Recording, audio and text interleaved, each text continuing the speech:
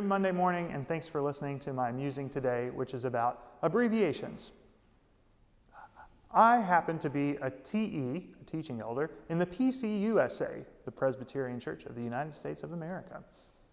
I serve on the SLD, the Spiritual Leader Development Commission of the Baltimore Presbytery in the PCUSA. And sometimes I need to consult resources that are a part of the OGA or the PMA, the Office of the General Assembly, or the Presbyterian Mission Agency. That is almost the entire alphabet, XYZ. I wonder this week what the value of so many abbreviations are when Presbyterians as a whole never seem to meet an abbreviation that they didn't like. We're inundated with those small letters which are shorthand for people on the inside of the PCUSA, the Presbyterian Church in the United States of America, so that we can talk more quickly, we fire off emails faster.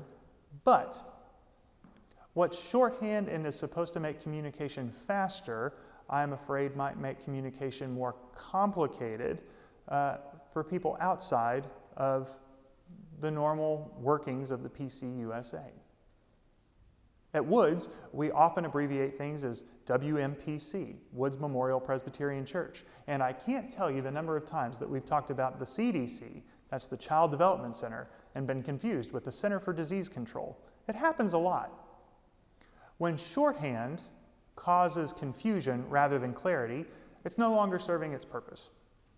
And whenever we decide that there are people on the inside and outside, whether we're trying to focus and clarify communication within our walls, so to speak, and outside of our walls, so to speak, I wonder how abbreviations facilitate those conversations.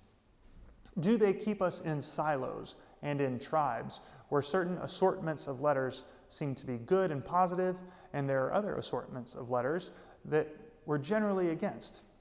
And those abbreviations, those shorthands, keep us from having nuanced and complex conversations with nuanced and complex people. I think the case might be yes, that there's a time for shorthand and broad brushstrokes, and there's a time whenever we are more detailed. We spend more time thinking about our words and how they communicate our deeply felt and considered values to others. So this week I'm using about abbreviations.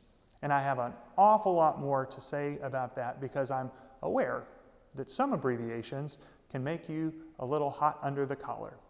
The DNC, the GOP, CRT, LGBTQIA+.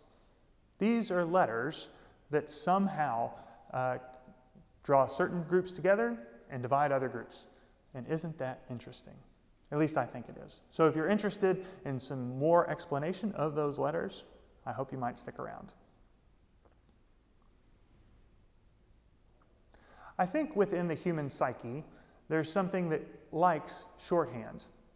That humans, unlike other animals, have taxonomy and typology as a special skill.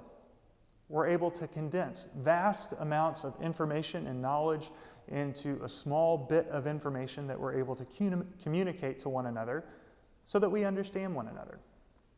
But if that shorthand doesn't clarify what we're talking about, or it eradicates nuance in important and difficult matters, then I don't think abbreviations are serving their purpose.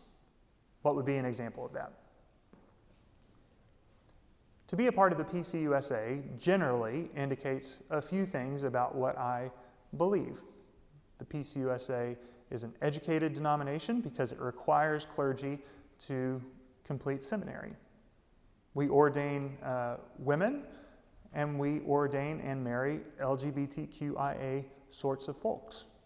But there are a lot of differences of opinions about why we do that, and not everyone necessarily agrees with everything that the PCUSA does. And so you probably can trust that because I'm a TE in the PCUSA, a teaching elder, a pastor in the PCUSA, that I'm affirmative for working with women who are called to the ministry, and I am. But it's also the case that there are some other down-in-the-weeds sorts of issues that I'm not so plussed about. Ordination exams and the ways that they're structured and what it means to be ordained and seminary-educated clergy versus, say, a CRE, a commissioned ruling elder who can also preach and serve communion, well, maybe CREs should get the same tax breaks that TEs, teaching elders, get. That's kind of in the weeds of the alphabet of the PCUSA. Just because I happen to be a teaching elder doesn't necessarily mean I subscribe to everything. And so if you were to pit the PCUSA, the Presbyterian Church in the United States of America, over and against the PCA, the Presbyterian Church in America, and those are different, you might make assumptions about what I think that may or may not be true. And so those battles over the letters and what they represent happen all the time. We see those battles in hashtag wars, where a way to search for things on Twitter becomes a shorthand for the ideas that we espouse. Isn't that interesting that you could have complex and difficult thoughts that you have to put into 140 characters, and then it's only searchable by a certain hashtag? Just because I want to be found in a search on Twitter doesn't necessarily mean I subscribe to everything that might come up in that search based on a hashtag. And so how do we find places for nuance and complexity whenever we use shorthand so often? The reason this comes to mind especially is because of a podcast that I recently listened to called Southlake. It was a battle over CRT, 3 letters that you might be aware of now, and maybe it has you feeling certain things or thinking certain things. CRT is short for critical race theory. And as I understand it, critical race theory is a very broad and wide-sweeping arena of study about systemic race in the United States. Southlake Carroll, a school in Texas, found a video of certain students at a party who were using the N-word. And so the school board needed to decide whether the school honor code and discipline policy applied to people and what they did while they are off school grounds, even when they're with other students on social media. That's incredibly complex. Why would a school's disciplinary policy apply to students outside of school? And maybe it should. Certainly it involved matters of race whenever Southlake Carroll is a majority white school, but there are certainly people of color who felt a very certain way and were distressed about being in class with people they saw making that sort of video. It makes sense that a school or a school board would try to address these concerns quickly. What spun out from that were parents who said it is a parent's right to determine what is taught, but why would you be in a school in the first place? Why not homeschool? I don't understand that entirely. It was a parent's right to decide what was taught, and that CRT had no place in Southlake Carroll high schools. That's what some parents, not all parents, said. But what did they mean by CRT? Certainly things were already taught in classrooms that revolve around race, maybe race theory. Is it CRT to say that race is a social construct rather than a biological fact? Should they go through the textbooks to decide whether humans come from Caucasoid and Mongoloid and Negroid races like I was taught wrongly, which is not based in biology? Is it right to talk about the Nat Turner Revolt or the Jim Crow era, the era of Reconstruction? Is Reconstruction always something in a history class that should and could be connected to CRT? Now, those are not questions I'm actually expecting you to answer. The main question is whether talking about CRT clarifies any of what is taught in Southlake Carroll High School or Severna Park or Broadneck or whatever high school that you might be invested in. Those 3 letters, CRT, don't necessarily clarify the curricula that would be important for what we'd expect our high school students to know before going on to college or joining the workforce. Those 3 letters might, allegedly, get in the way of a nuanced conversation about how a school board understands curriculum and the freedom that teachers have to say what is important from a teacher's perspective to students. Those conversations take a lot of time, in my opinion, as someone who has to develop curriculum for a church and needs curriculum approval from the adult education ministry and ultimately from session. But those 3 letters can be a wedge between any of those conversations. Is this CRT or is it not CRT? Is it appropriate or is it inappropriate? Where is the nuance? What textbooks do you read? It's so much work, you might actually need a professional teacher, someone who went to college to study history or sociology to figure out some of it. And I know that because I am not a good person to decide what sort of geometry or trigonometry should be taught to my 4-year-old daughter. That's why I would send her to school.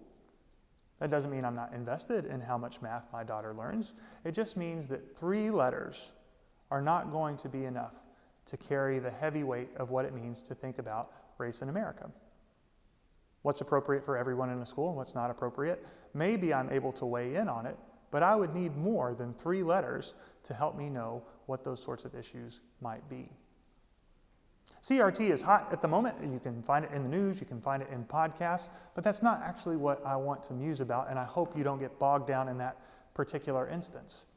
Where do letters divide us by tribe? Where does that shorthand stop rather than initiate important conversations about complex matters? How does social media affect the ways people think and understand us within our schools, our workplaces, and in our communities? Is social media something separate that clearly opens us up to free speech? And should standards of speech within a school honor code apply whenever they're in the Weber world on the internet? Can I say whatever I want on Facebook because that's my own domain? And should that have any repercussions on me as a pastor of Woods? And how do you clarify those things? I don't think any number of letters clarifies it if we're looking simply to abbreviate it. We have abbreviated conversations often.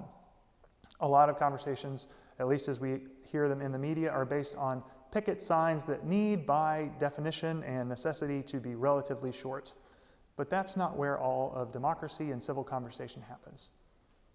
When was the last time you had a complex and difficult issue where you knew you needed to listen, you knew you needed to do further study, and you knew you needed to take some time to yourself to think with nuance and complexity? Abbreviations don't always serve that nuance and complexity. So I hope you're able to enjoy those conversations, and for whatever letters help you to do that or have shorthand after the fact, you'll have to think deeply about how it helps or hurts those complex and nuanced conversations. That's what I've been musing about from A to Z. So thanks for listening to my musing today. I'll see you next Monday.